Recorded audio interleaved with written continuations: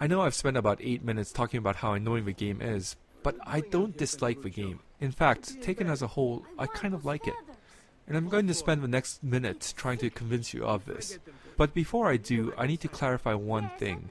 I said earlier that if Prince of Persia is an ass of a platform game because it requires minimal player input, then Ass Crease 2 is double the ass. And there's truth to that. The platforming's limitations are kind of annoying. But I don't think Prince of Persia and Ass Crease 2 are bad platform games, despite them requiring minimal player input.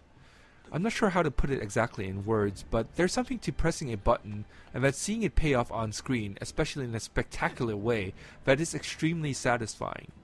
Not to say that it works every time, certainly the more engaged the player, the more fun the experience. But Prince of Persia does keep the player engaged because you have to anticipate the next moment you're required to push a button. While it doesn't require the player to push a button a dozen times all at once, it does force the player to keep tuned in and keep one step ahead in anticipation of the next move. It's this keeping the player tuned in and forcing them to anticipate the next move that works in games like these in which player input is minimal. It's how driving the Mako in Mass Effect, despite all its flaws, is kind of fun. You see these huge mountains, and the Mako, despite its versatility, can't go up too steep an angle. So you have to survey the land and anticipate which paths are best and guide the Mako to the desired direction, and that's kind of fun, especially when you see the Mako getting rocked back and forth by the rough terrain. And it's the same thing with Ass Crease 2.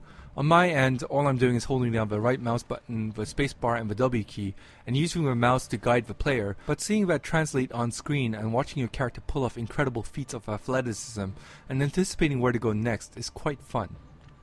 Now, with that in mind, I will give an analogy to try and drive my point home. Think of basketball, or any sports for that matter. Practicing playing basketball isn't all that fun. Doing conditioning drills, agility drills, dribbling drills, passing drills, and so forth may be okay for a few minutes, but there's only so much practice that anyone can take. The only fun drill is shooting around. This is an important point because if shooting around weren't fun, I can't imagine the actual game being fun. But because the primary focus of a game is putting the ball through the hoop, i.e. shooting, and shooting by itself is kind of fun, the whole game, which incorporates all the elements, is kind of fun to play. Now, what Ass Crease 2 does quite well that Ass Crease 1 didn't, is putting all these individual elements in play through missions. Ass Crease 1 had ass missions. One of the missions was to sit on a bench near some people and press the E key so that you can eavesdrop on them and listen to some boring ass conversation between two boring ass people. But Ass Crease 2 would take that mission and have you tailgating the people, forcing you to stick close enough to hear and yet far enough so that you don't get spotted, all the while battling mandolin players, guards, people getting in your way, and so forth. Ass Crease 1 was like practicing the individual elements, and despite the platforming being kind of fun, the ass missions didn't do it or any of the individual elements justice. Ass Crease 2 has hundreds of missions of varying types and difficulty, and they force you to use all of the individual elements that by themselves aren't all that fun, but are fun within the missions.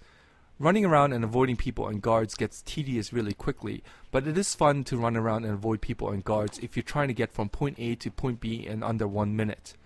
It's not fun fighting enemies when the fighting system is completely broken, but it is kind of fun when you're standing in point A, have to get to point B and assassinate this guy who's heavily guarded without being detected, and then fight off a whole bunch of guys afterwards in an attempt to get away with the murder.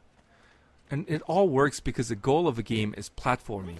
If the platforming weren't good, then I don't think even the missions would be of any redeeming quality. But because the platforming is good, and all the missions incorporate this particular element extensively, along with all the other ass elements, the game is fun to play. And thank goodness that the game is mission intensive. You go from one mission to another basically non-stop, and they keep you engaged throughout. So, in conclusion, don't ever trust a beautiful woman, especially if she's producing a game. But do give funny little French guys a try. You just might be pleasantly surprised. Walk with me, Caro. You're going to love Forlì. The cannons in our Cittadella alone go back 100 years. The artifact will be quite safe there. Forgive me, but I've never heard of a woman ruling her own city before. It's very impressive. Well,